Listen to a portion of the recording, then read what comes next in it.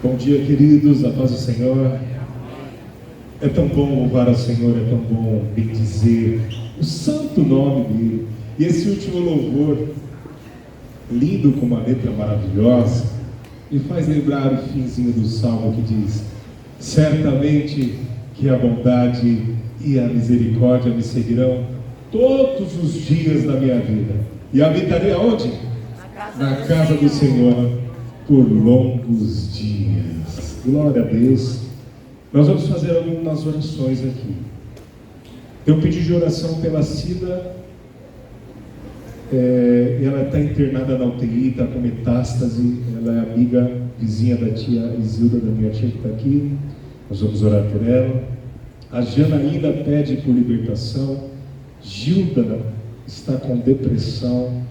E Sara, aniversário de 8 anos. Você vê, no meio disso tudo tem pedidos diversos. Dona Maria pede oração para acalmar o coração. E tem um pedido que me chamou muita atenção, muito mesmo. Preste atenção, igreja. Diz assim: paz do Senhor. Pastor, estou fazendo esse pedido de oração porque estou desesperado. Preciso de ajuda em todas as áreas. Estou até pensando em desistir de viver. Não consigo emprego, tudo difícil em todas as áreas mesmo. Obrigado. Logicamente está sem nome, não vou perguntar quem é. Mas você que está fazendo esse pedido de socorro, saiba de uma coisa: neste lugar existe o Deus que pode todas as coisas.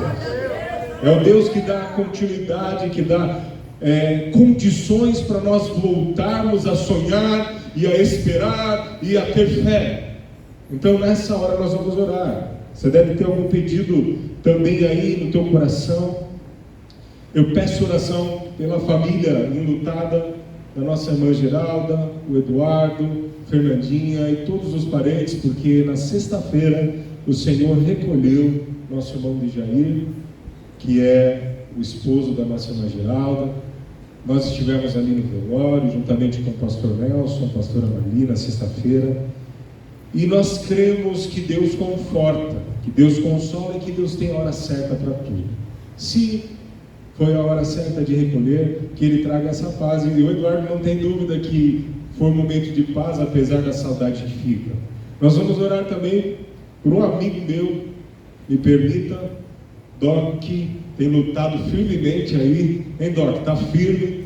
Ontem eu perguntei: e aí, amigão, como você está? Estou trabalhando, lutando, fazendo um tratamento e lutando contra qualquer possibilidade de ficar encostado. Tem dor no dia, ele está lá internadinho, lá passando a dor, ele já volta a trabalhar e está aqui no culto para a glória do Senhor. Isso não é para a tua honra, é para a glória do Senhor, e nós vamos continuar orando por ele. Todos vocês, a Gabizinha também, que é uma linda do Senhor, e ela posta lá que ela acorda já feliz, está lutando contra um câncer há 5 anos, mas é o Deus que sustenta, que nos dá motivação para continuarmos. Então nós vamos orar.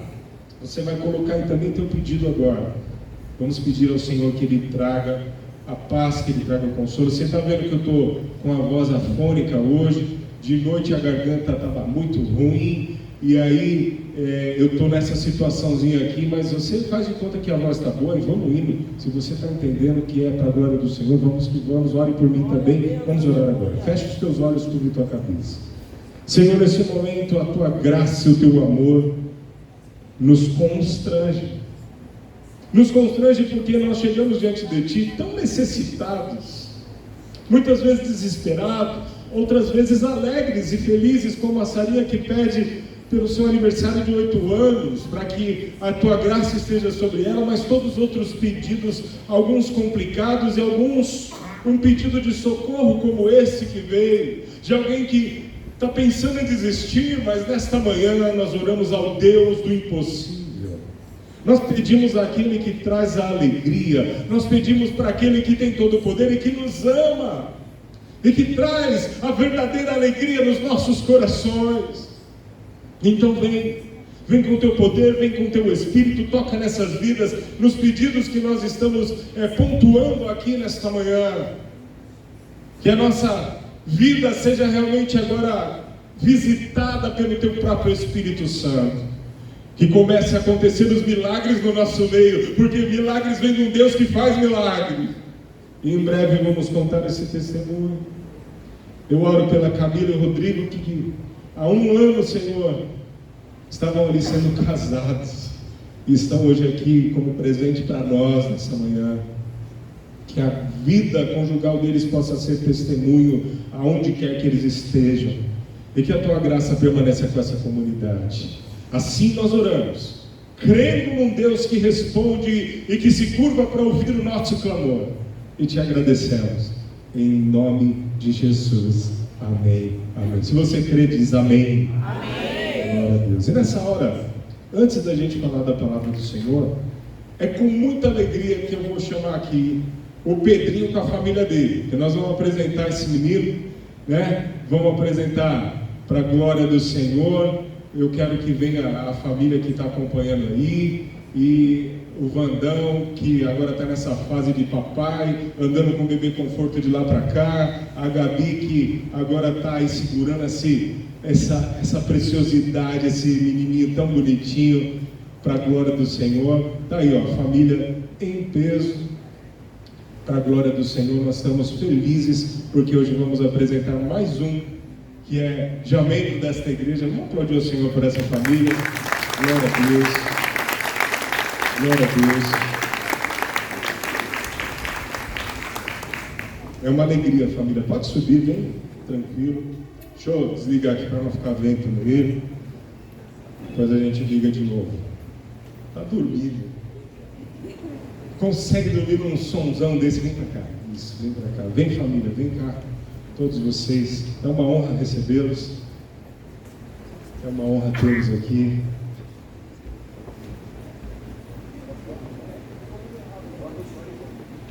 Tudo bem, família? E aí, a paz, Risicão?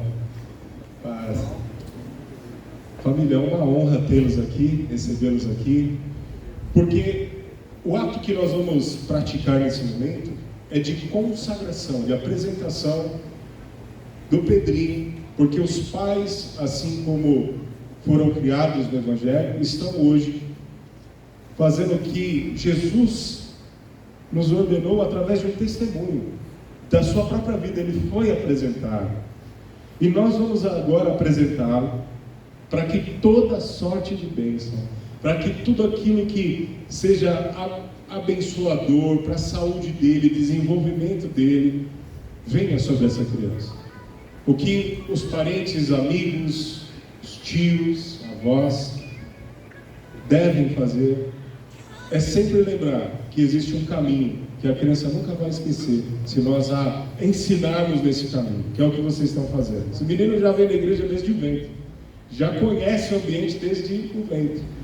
Então, nessa hora a gente vai fazer uma oração, e eu não vou nem pegar, nós vamos levantar as nossas mãos na direita. Está tão gostoso aí, então a mamãe vai ficar com ele no colo, e a minha alegria de saber que vocês, com a atitude de estarem aqui nessa manhã, estão abençoando também essa criança. Fica à vontade para você tirar foto, vir para cá, pode ficar à vontade, viu? Se quiser chegar mais perto. A igreja vai levantar as mãos na direção do Pedrinho, está aqui. Vocês também vão levantar as mãos. Senhor, neste momento, nós apresentamos essa criança tão desejada, tão querida, tão amada, que toda sorte de bênção esteja sobre ele, que o Pedro possa, Senhor, realizar coisas grandes, através da sua fé, através, Senhor amado, de acreditar num Deus que os seus pais o apresentaram, e que a tua mão poderosa esteja sobre ele, sobre cada fase de desenvolvimento do Pedro, nesses primeiros passos, nesse primeiro momento, até o seu desenvolvimento. Aqui estão tios, aqui estão avós, aqui estão os parentes mais próximos, que também oram, juntamente com a comunidade, pedindo, Senhor, a tua graça, o teu amor, em comunidade. Nós apresentamos o Pedro, em nome do Pai, do Filho e do Espírito Santo de Deus. Amém, amém. Meu avô Pascoal, que vocês bem conhecem, fundador dessa igreja, sempre quando tinha um aniversário, alguma coisa, ele recitava aquele trecho bíblico que diz: em todo tempo sejam alvos os seus vestidos, e que nunca falte o óleo sobre a sua cabeça. representação desse trecho da Bíblia diz sobre santidade e sobre a unção do Espírito Santo. Que isso nunca falte no lar de vocês, na vida do Pedro, para a honra e glória do Senhor. Me sinto honrado de apresentar mais um membro da Igreja Cristo Real para a glória do Senhor. Vamos aplaudir ao Senhor por isso. Obrigado, papai, mãe, toda a família. É uma honra ter vocês. Deus abençoe.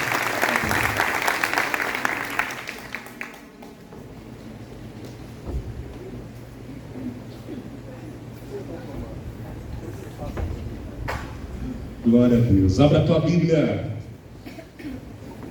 Enquanto eles estão voltando para o lugar, em Filipenses, capítulo 1. Hoje nós vamos ler 2 versículos e continuamos com a nossa série A Verdadeira Alegria. A verdadeira alegria é um passeio pela carta de Paulo aos Filipenses. Então nós vamos hoje meditar mais nesse trecho tão importante.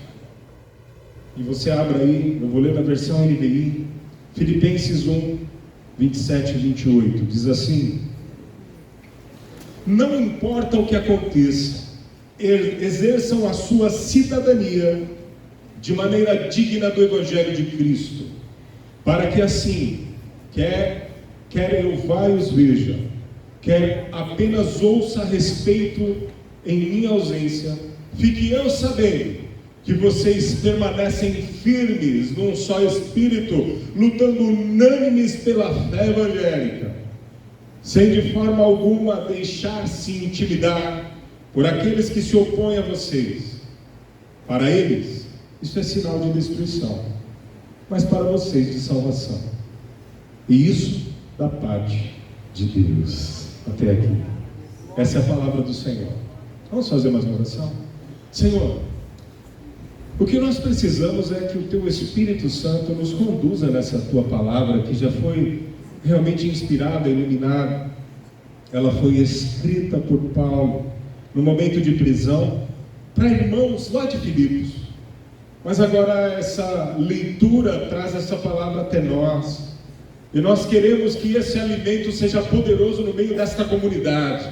E que nós possamos ver o Teu amor através dessa palavra, em nome de Jesus. Amém. Paulo escreveu essa carta na prisão, provavelmente em Roma.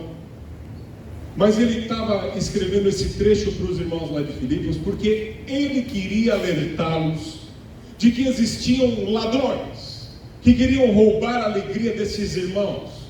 Assim como nós também, na nossa comunidade, nos nossos dias, existem situações que vêm para tirar a nossa alegria, para roubar a nossa paz, para destruir qualquer possibilidade de fé e de sentimento de esperança. O amor começa a se esvair, a gente vai perdendo o ânimo, porque existem verdadeiros ladrões de alegria.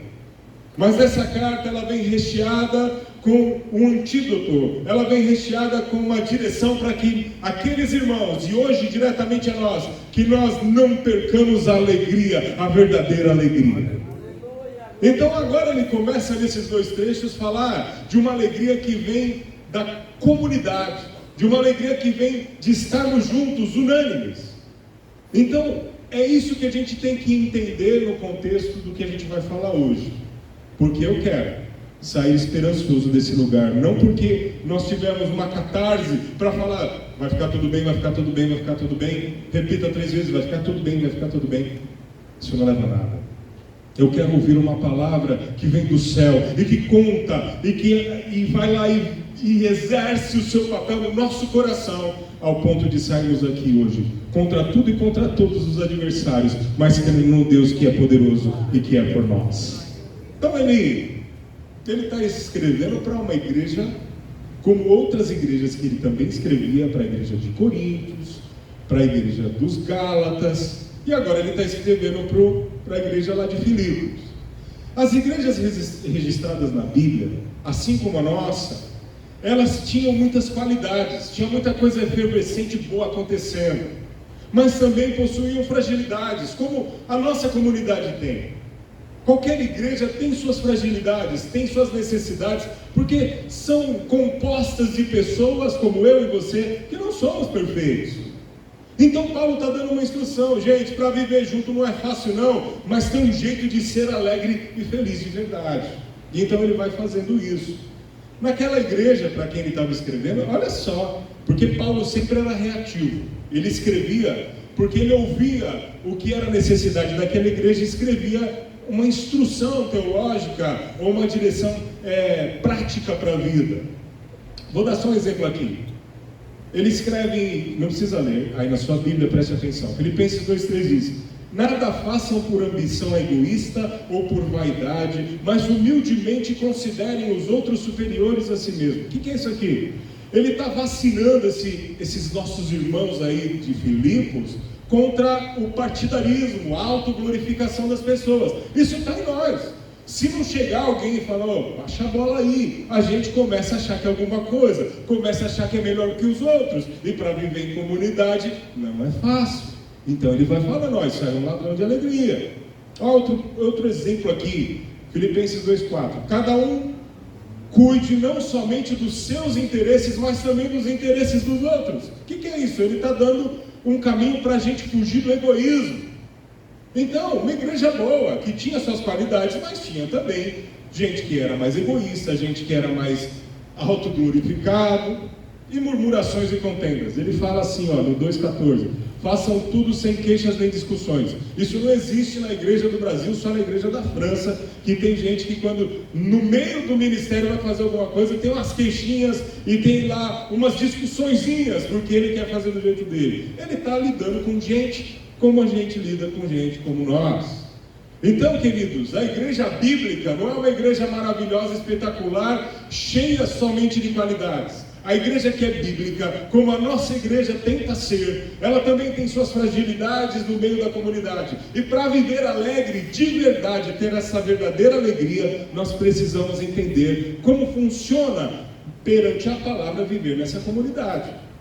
Paulo afirma que o caminho do triunfo, da verdadeira alegria, é uma unidade que é percebida. Então nós vamos trabalhar um pouquinho isso aí. Vamos pegar uns trechinhos aqui para a gente tentar explicar. Ele diz assim: não importa o que aconteça, ou acima de tudo, vou pegar só esse trecho que a gente leu. Paulo não está falando de uma unidade opcional, superficial, irrelevante, sem expressão. Ele está falando de uma unidade essencial, que tem que crescer no meio da gente. Unidade, está junto, comunhão, está perto. Mas ele pede uma intensidade, que isso seja transformador, que isso seja realmente prioridade na nossa vida. Vir para esse lugar aos domingos ou de vez em quando faz seu efeito, lógico, porque onde é dita a palavra do Senhor, ela não volta vazia, ela transforma a gente. Mas, irmão, experimentar da comunidade do corpo de Cristo é uma coisa muito boa, porque ali o Senhor ordena a bênção e a vida para sempre. Tirou 10 agora em Débora. Porque ali o Senhor ordena a vida e a vida vem através da comunidade, dos irmãos reunidos. Há algo especial acontecendo que nos impulsione, essa verdadeira unidade, ela nos impulsione e que nós possamos rever alguns conceitos da nossa vida. Quando a gente vive em comunidade, a gente tem que rever alguns conceitos de cara e de imediato. Se você vive num condomínio de prédios, você já entende do que eu estou te falando. Não é tudo do seu jeito. Você não pode chegar na garagem do seu prédio, desmontar o teu carro na tua vaga e deixar um monte de coisa espalhada lá. Você vai tomar uma multa de condomínio, você vai arrumar uma encrenca com o vizinho. As coisas em comunidade precisam ser vividas revendo nossos conceitos, os nossos interesses, os nossos preconceitos. Na comunidade da igreja é igual. Nós entramos aqui para sermos também transformados por essa comunidade, por esta comunhão e por essa integração que vai nos transformando até sermos mais parecidos com Cristo Jesus. Aleluia. Enfim, é uma unidade que se torna uma das coisas mais importantes da nossa vida, e a gente muitas vezes perde a alegria porque não vive essa comunidade. Porque entra, não tem contato com ninguém, Seja porque você é mais retraído, seja porque você foi ferido em outra comunidade, tem medo de se expor, tem medo de começar a ter de novo a alegria de compartilhar com o irmão. Eu quero dizer uma coisa: pare com esse medo, porque aonde está Jesus, você tem um caminho de alegria em meio à comunidade. É bom ter você aqui nessa comunidade. Ele diz também, então, apesar de qualquer circunstância, ele vai dizer assim: exerçam a sua cidadania. Tem uma versão da NVI que diz: vivei. Quer dizer, é a vida. Paulo não está falando apenas de uma unidade, de uma comunhão doutrinária, teológica, restrita aos limites da igreja, do domingo que você vem aqui, dessas reuniões dominicais, mas sobretudo é uma unidade que vai permear as nossas casas. Essa comunhão tem que chegar lá nas nossas famílias, lá no nosso trabalho. Essa comunhão vai permear até o dia do luto. É o dia em que você está lá enlutado, lá no cemitério, lá naquela sala que é difícil de encarar os fatos, mas quando você olha para o lado, você não está sozinho, porque você é alcançado pela comunhão, não só da tua família, mas da tua comunidade. É isso que é o brilho da comunidade. Eu passei por isso juntamente com a minha família. Há 8 meses atrás, o meu pai faleceu. E eu vou dizer para vocês, eu senti o que é viver em comunidade. E fui alegre e feliz, e ainda sou, porque vocês nos abraçaram. Eu vivo isso. Eu sinto isso. Eu tenho alegria de estar nesse lugar nessa manhã. E eu abro a minha boca com alegria para dizer: tem um caminho melhor do que ficar sozinho. Diga assim para você mesmo: tem um caminho melhor do que viver sozinho no meio da multidão. Essa bênção está aqui nesse lugar. Glória a Deus, aleluia. Eu fui visitar essa semana o nosso irmão Oswaldo e a nossa irmã Félia. Eles são umas figuras, né? E quando eu cheguei lá, o nosso irmão Oswaldo, ele está com 96 anos de idade. E sabe o que ele me falou? Juntamente com a esposa, que tem 88. Eu estou sentindo falta de ir no culto. Mas ele tem tudo na casa dele. Ele tem tudo lá, mas ele sente falta de vir no culto. Mesmo com a dificuldade de andar, está um pouquinho dificultoso para ele andar. Mas estava bonitão, arrumado, cabelo cortado. A irmã Félia também, cabelo cortado, bonita, arrumadinho. Mas eles têm falta de vir aqui, porque estão impossibilitados agora de vir todo domingo. Mas sente falta. E por que sente falta? Sente falta de você. Sente falta dessa comunhão, que às vezes a gente não liga. E está junto aqui, tem algo especial acontecendo nessa hora para a glória do Senhor. Seja bem-vindo, seja abraçado por essa comunidade. Essa comunidade, essa unidade, ela tem que permear o lazer. Quando a gente vai lá e distende o tornozelo, tem que estar em comunidade, entendeu, Sara Pendino? Cadê você? Foi ontem comemorar o aniversário da Ana Laura, na pista de patinação. Aí o pai fala assim: filha, toma cuidado. Eu já sei andar. E consegue distender o tornozelo fora da pista. É uma bênção, né? Mas estava em comunhão. Tio Rogério que trouxe para casa. Em comunhão, a mãe tem que sair de madrugada, o pai tem que ficar com a mais nova, vai lá para fazer, é tudo comunhão, é no lazer também, é na hora que a gente está bem, é na hora que a gente não está bem, é no dia a dia, tudo isso faz parte do que o Senhor coloca aqui para a gente. Mas vamos continuar. Talvez você tenha algumas ideias que o Senhor vai trabalhar na tua mente e no teu coração hoje, sobre viver em comunidade. Ele diz então assim: olha, apesar de qualquer circunstância, ou seja qual for a dificuldade que você tenha, exerça a sua cidadania, exerça o seu modo de viver, o teu dia a dia, o seu papel de cidadão, de maneira digna do Evangelho de Cristo. É esse pedaço que eu quero trabalhar nesse momento agora. Paulo não está falando de uma unidade que diz respeito apenas aos nossos relacionamentos horizontais entre nós. Mas ele está falando de algo que vem de Deus, o Evangelho de Cristo, que nos alcança. É na dignidade deste Evangelho que a gente tem que estar unido. Para ele, a qualidade da nossa unidade será observada pela sociedade conforme o Evangelho vai sendo exposto nessa nossa unidade. Porque ficar junto para fazer qualquer coisa que não seja em nome de Cristo é bom, mas não traz o resultado quando você está unânime e junto pelo Evangelho e pela causa do Evangelho.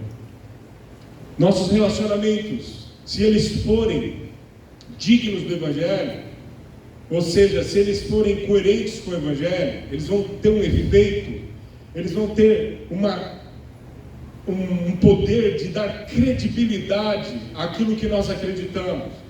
O jeito que a gente vive, o jeito que a gente cuida das pessoas, o jeito que a gente se importa com as pessoas, mostra para o seu parente, para o seu vizinho, para o seu patrão, para o seu amigo de escola, o que o Evangelho tem na sua essência, que é o amor, que é o cuidado ao próximo. Então nós temos que entender que nós pertencemos a um grupo de pessoas que se reúnem não só porque tem afinidade de um assunto, seja ele qual for, mas nós nos unimos e estamos juntos pela causa do Evangelho, porque Ele nos transformou, porque Ele tem uma saída para a vida difícil, para aquele irmão que pediu socorro hoje. Esse Evangelho tem uma saída para você. Não desista da tua vida, porque Cristo vai mudar a tua história, porque Cristo vai mudar a tua vida, porque Cristo está nesse lugar, e a comunidade te abraça hoje em oração, e você pode contar com o corpo de Cristo. É nosso grande desafio ter uma vivência, ter uma unidade que chegue até os nossos amigos, que chegue nos nossos vizinhos, nos nossos colegas de trabalho. Essa compreensão, ela não vai pelo texto em si, mas é quando o cara chega e fala: meu, que gente boa esse cara, nossa, essa menina é tão agradável. Você não leu um texto bíblico, mas o teu comportamento, ele exala o próprio Evangelho em atitude. Quando você leva um cafezinho para alguém que está lá atribulado, você sai, vai lá na cozinha, faz um café e leva para alguém. Ou quando você percebe uma necessidade de alguém, você faz um ato simples. Você está vivendo o Evangelho, está abrindo uma porta para que as pessoas leiam a carta viva, como disse Paulo, lida por todos, do jeito que você vive, do jeito que você faz. A carta magna do céu, no seu ápice, com aquele que escreveu, o próprio Cristo, precisa ser ouvida, entendida, obedecida e respeitada através da forma que nós vivemos, da honestidade que você tem nas coisas que você faz, na preocupação que nós temos com as pessoas. Vamos continuar mais um pouquinho. O trecho do 27 diz: para que assim quer eu vá e os veja, quer apenas ouça a seu respeito em minha ausência, fique eu sabendo que vocês permanecem firmes num só Espírito. Paulo não está falando de uma unidade que se evidencia só quando o líder está. Sabe como que é, né? A mãe deixa os filhos em casa, quando ela sai, eles quebram o pau, e não acredite diferente, eles vão brigar. Mas quando escuta o portão abrindo, o portão faz tem portão que aí é uma bênção, irmão. Você chega em casa, parece um culto. Eles estão tudo certinho, né, Cleice? Estão tudo bonitinho. Uns com marca de arranhado, mas estão bem. Quietos, e você entende que algo aconteceu ali que não foi comunhão, foi comunhão. Aconteceu algo. Assim também, infelizmente, é nas lideranças, inclusive da igreja. Você tem um grupo, um ministério lá, e está aquela desavença só. Aí o líder chega, parece que chegou o assunto, todo mundo sereno, calmo, sereno, orando, falando em línguas, e você chega, tá tudo bem, pastor, tá ótimo, nós estávamos aqui compartilhando a comunhão, estavam quebrando o pau. Então essa unidade, ela não pode acontecer só quando o líder chega, só quando a professora entra, ou quando a mãe entra na casa, ou quando o pai chega. Essa união, essa comunidade, essa valorização do próximo, ela tem que acontecer como um encorajamento, estimulado para acontecer quando você e eu estamos sozinhos, mesmo que o líder não esteja, mesmo que aquele que vai puxando a pauta da comunhão e da comunidade não esteja presente, porque nós crescemos nesse sentido. A gente tem que amadurecer nesse sentido. Uma unidade tem que se manifestar em qualquer lugar, com qualquer pessoa, em qualquer circunstância. Era isso que ele estava dizendo. Ela tem que ser e acontecer se os holofotes estão acesos em público e todos estão vendo, mas ela também tem que acontecer, mesmo quando ela é restrita na escuridão de lugares e relacionamentos que estão fora da grande publicidade ou do grande público, porque ali o Senhor continua ordenando a bênção e a vida, mesmo que não tenha ninguém vendo, mesmo que ninguém esteja cobrando essa unidade. Se você e eu tomarmos esse caminho, será bênção. Paulo está falando de uma unidade que ela acontece na carência ou quando estão sobrando os recursos. Essa unidade ela acontece na divergência ou na convergência de ideias. É isso mesmo. Nós vamos falar mais um pouquinho disso. Quer dizer que a unidade acontece quando a gente não concorda? Sim, ela acontece. Mesmo quando a gente não tem afinidade nos mesmos assuntos? Sim, ela acontece. E a gente se engana, achando que a unidade, a comunhão só deve acontecer quando o irmão pensa igual a você, quando ele pensa igual a mim. É boba aquela ideia de que a gente está namorando há 300 anos e nunca brigamos. Se você tem um pouco de experiência de relacionamento, você fala, e aí, tem coisa errada. Porque se nunca brigou, esse relacionamento está superficial. Não, a gente pensa igual. Eu e minha esposa gostamos das mesmas coisas. Meu irmão, de que planeta tu veio? A unidade entre mim e a Débora acontece apesar da gente não gostar das mesmas coisas. A única coisa que eu vejo que a gente firmemente gosta igual é de Deus, das nossas filhas e um do outro. Que o resto, irmão, é água e vinho. Principalmente no que se diz respeito à comida. E vamos falar de comida de novo, né? Ela gosta das coisas simples. Arroz, feijão e o filé de frango à milanesa. Você ganhou a Débora. E eu gosto de comer tudo, até grilo se você me servir. Apimentado eu vou encarar. Gosto de experimentar coisa diferente, coisa ardida, coisa doce, agridoce. Então quando a gente vai para um lugar, um restaurante, é difícil.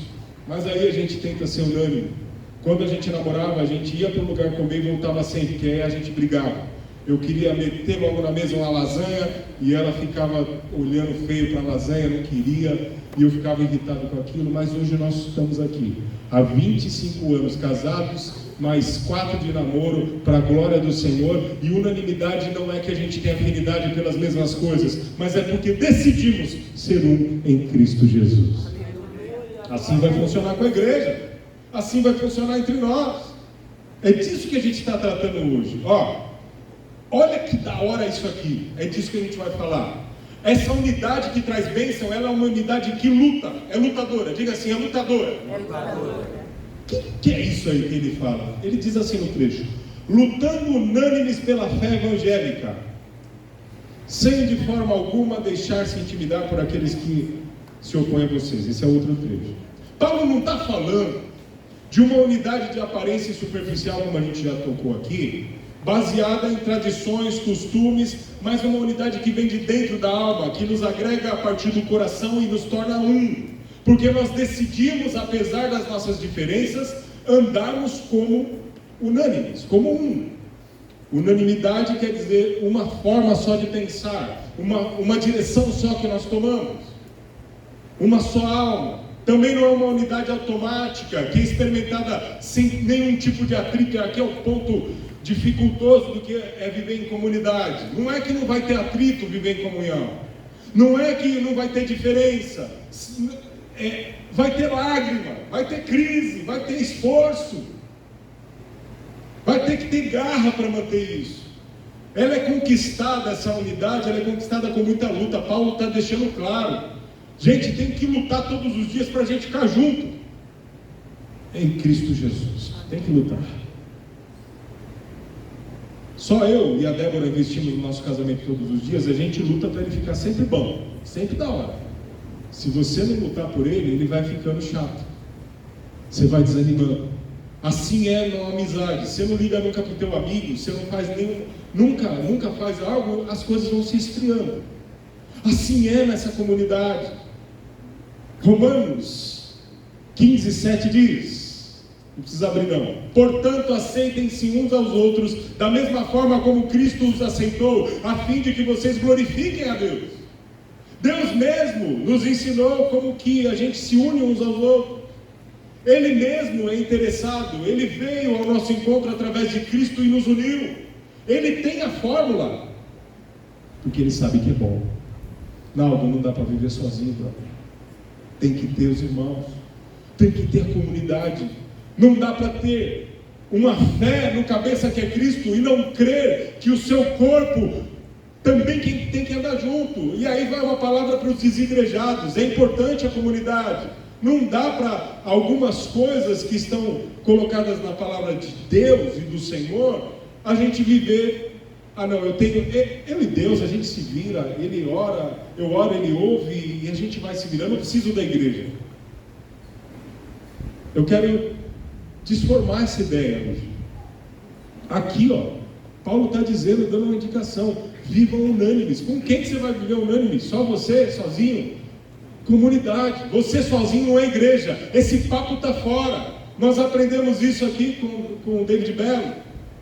Você sozinho não é igreja, mas quando nós unimos uns aos outros, nós somos a igreja de Cristo, sim.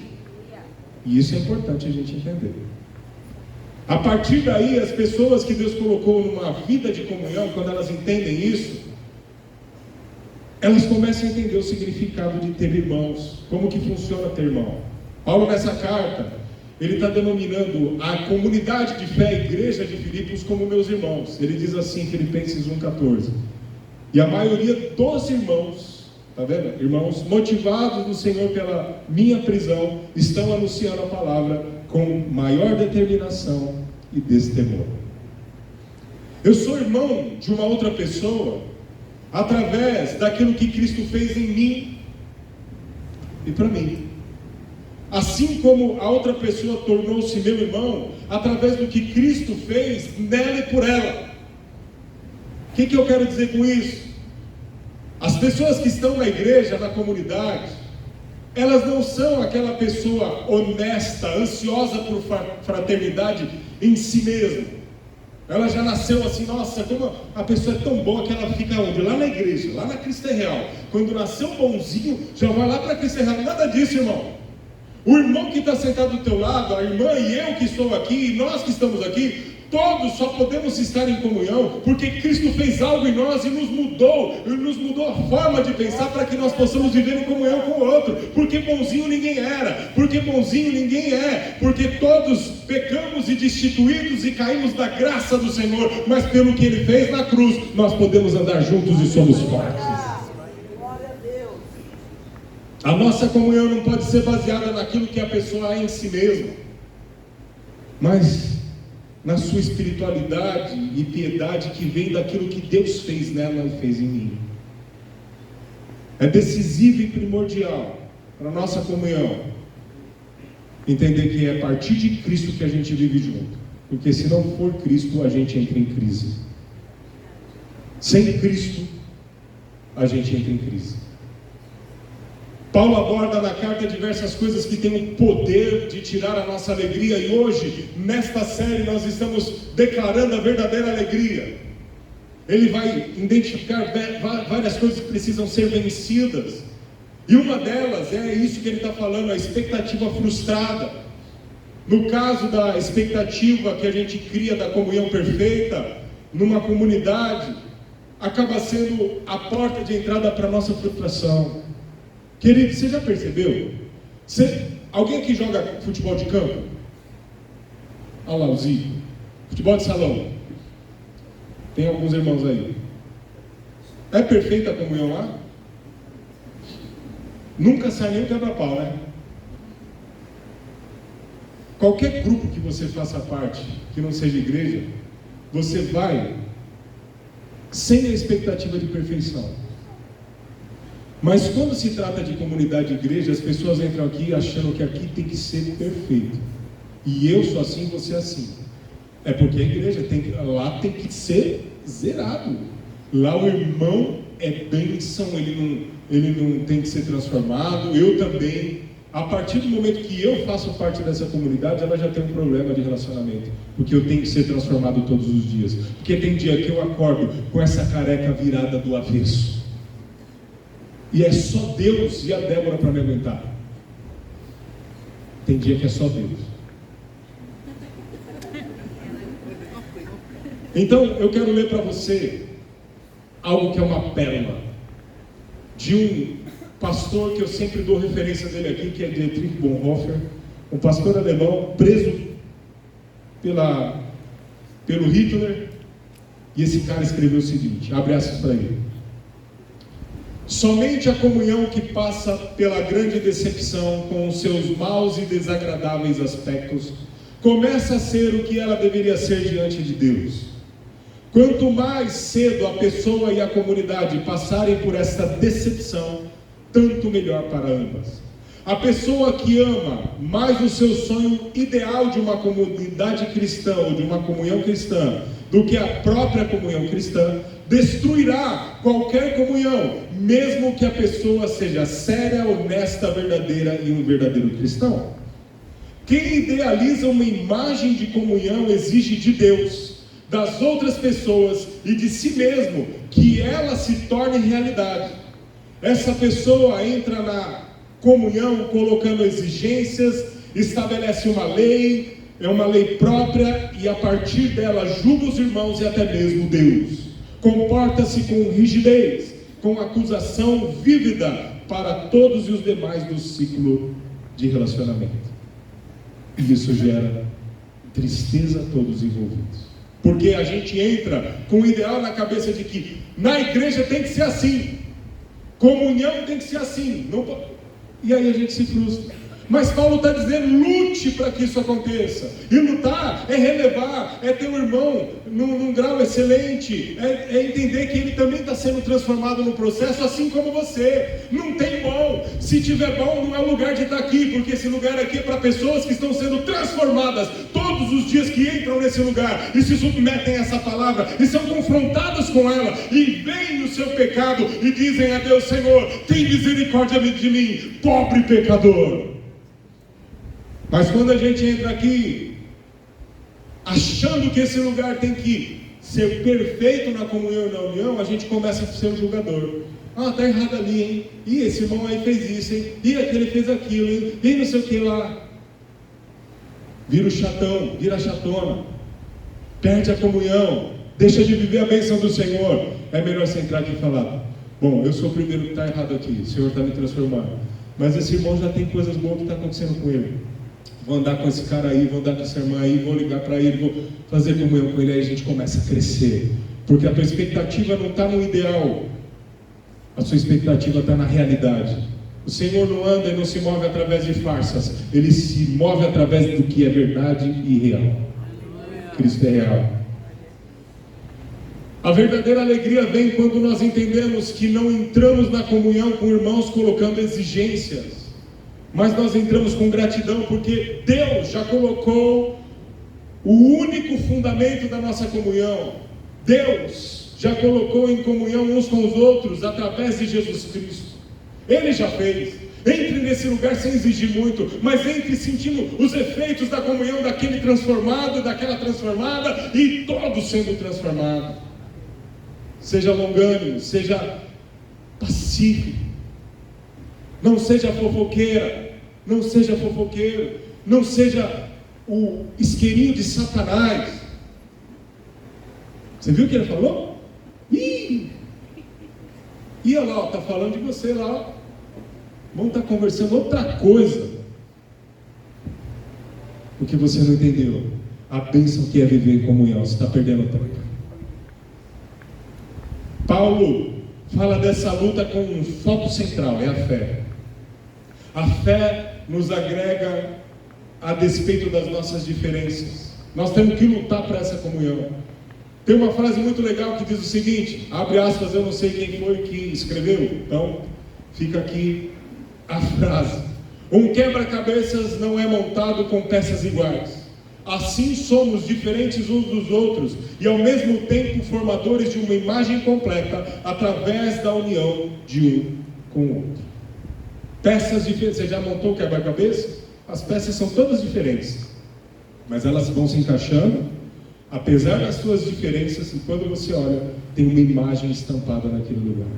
É isso que é a comunidade de Cristo. Todos diferentes. É na diversidade que existe a unidade. Na diferença de um com o outro que a gente se une e forma um quadro bonito quando Cristo olha lá, um jardim cheiroso, maravilhoso, para a glória dele.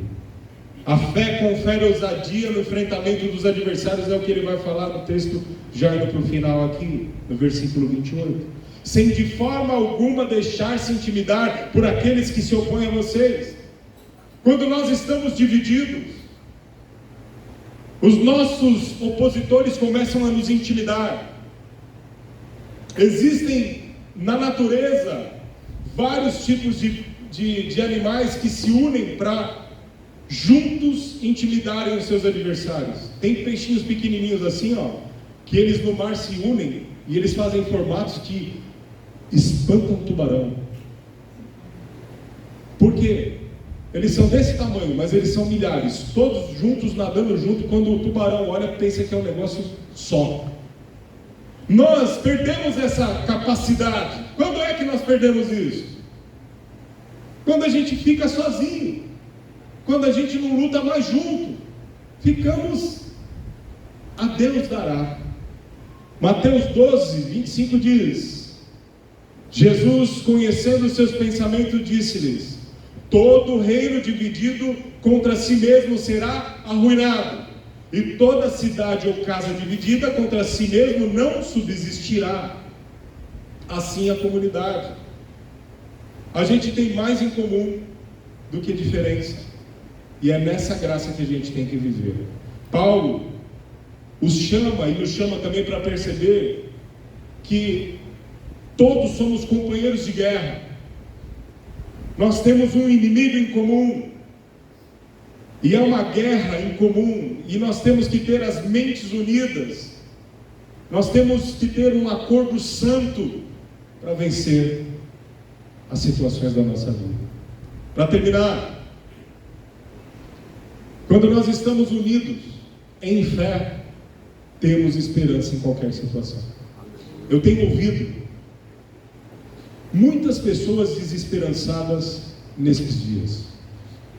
Pessoas desesperadas, sem esperança, com a economia, com o governo, ou com a saúde, com a discriminação. O mundo está em polvorosa. Só se você não se alienou e não está vendo nenhuma noticiário, talvez você não saiba. Mas o mundo está difícil. Mas a marca de um cristão, preste atenção que isso aqui é importante. A marca de um cristão, de quem crê em Jesus, em primeiro lugar é a fé. E a fé vai gerar esperança. Diga comigo, a fé gera esperança. A fé gera esperança. E a esperança dá lugar ao amor. O final, queridos, de 1 Coríntios 13 diz assim: assim permanecem agora esses três: a fé, a esperança e o amor. E o maior deles, porém, é o amor. Essas são as marcas daqueles que em comunidade continuam acreditando, contra tudo e contra todos. Se nós não tivermos fé, esperança e amor, nós deixamos de crer. Então, independente das circunstâncias, como nós estamos vendo hoje aqui, Paulo estava dizendo, independente da circunstância, exerça a sua cidadania e ela reflita o Evangelho de Cristo. O que é isso? Vamos continuar tendo fé, porque mesmo que todos não tenham, aquele que crê em Cristo, crê que Ele dá a última palavra em tudo e sobre todos. Não ficamos, quando a gente está junto, acreditando e um ajudando o outro, a gente entra num estado dessas marcas e nós não ficamos presos à lógica humana. Nós ficamos sim dependentes da soberania de Deus, revelada através de Cristo. A nossa unidade de fé parece loucura para aqueles que não acreditam, e é o final do versículo. Mas o próprio Paulo diz em 1 Coríntios do 1, 1 Coríntios 1, do 27 ao 29 diz assim, presta atenção aqui, e esse é o último trecho de hoje. Mas Deus escolheu as coisas loucas do mundo para envergonhar os sábios, e escolheu as coisas fracas do mundo para envergonhar as fortes. Ele escolheu as coisas insignificantes do mundo, as desprezadas e as que nada são, para reduzir a nada as que são, para que ninguém se vanglorie diante dele. Que nós sejamos encontrados como os loucos, os frágeis, mas que andam juntos, em fé, em esperança e amor. E aí sim, a gente vai ter a verdadeira alegria. Você está desesperado com alguma coisa? Aquele pedido de socorro desta pessoa nesta manhã, dizendo que estava pensando em desistir, talvez você não esteja sentindo as bênçãos da comunidade. E aí cabe a nós, comunidade, percebermos uns aos outros. Mas eu quero dizer para você, irmão ou irmã que escreveu esse pedido de socorro hoje aqui, nesse lugar existe um Deus que, através da fé nele, você pode ter esperança e pode ser abraçado por esse amor, e você não vai desistir da tua vida, porque o Senhor te ama, e essa comunidade também. Deus abençoe a tua vida poderosamente, em nome do Senhor Jesus. Amém.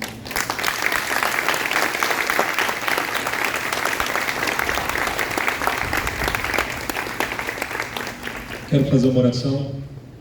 Marcão, é bom ver você aí com a sua esposa, bom ver vocês, saudade, viu? É bom vê-los aqui, é bom tê-los aqui, é bom ver essa igreja florida, é bom ver o pessoal de Embu aqui, é bom ver vocês aqui. Feche os teus olhos com a tua cabeça. Senhor, como é bom e como é suave que os irmãos vivam em união. Ah, Senhor, é como aquele orvalho que desce lá do topo do Monte Hermon e vai fazendo florescer todo o caminho por onde ele escorre. Ah, Pai, é como o óleo que desce sobre a barba de Arão e vai ungindo desde o topo da sua cabeça até as orlas do seu vestido, significando que todo ele está untado desta presença poderosa do teu Santo Espírito. Nesta manhã nós queremos esta bênção ordenada sobre cada um aqui, que a gente pare de olhar o que é diferente e comecemos a olhar aquilo em que somos iguais. Um só batismo, um só Senhor, uma só palavra, uma unidade que fica tão linda com a sua diferença quando se une, porque torna, Senhor amado, objeto de bênção, objeto da graça e objeto do teu amor. Nesta manhã eu quero mais uma vez orar para que esta bênção e vida venha sobre esta comunidade nesta manhã. Que ninguém saia, Senhor, triste desse lugar. Que ninguém que entrou sem esperança volte para sua casa sem esperança hoje. E que ninguém se sinta como quem não é amado, mas que perceba que porque Tu nos amaste, nós também podemos amar. Ah, Senhor, traz a verdadeira alegria sobre esta comunidade neste ano. Que esta semana seja uma semana de bênção, de graça e de poder. Exerça, Senhor amado, cada um de nós a sua fé, encontre esperança e possa amar o próximo. E que nós vejamos a Tua glória em nome de Jesus. Assim pedimos e Te agradecemos. Amém.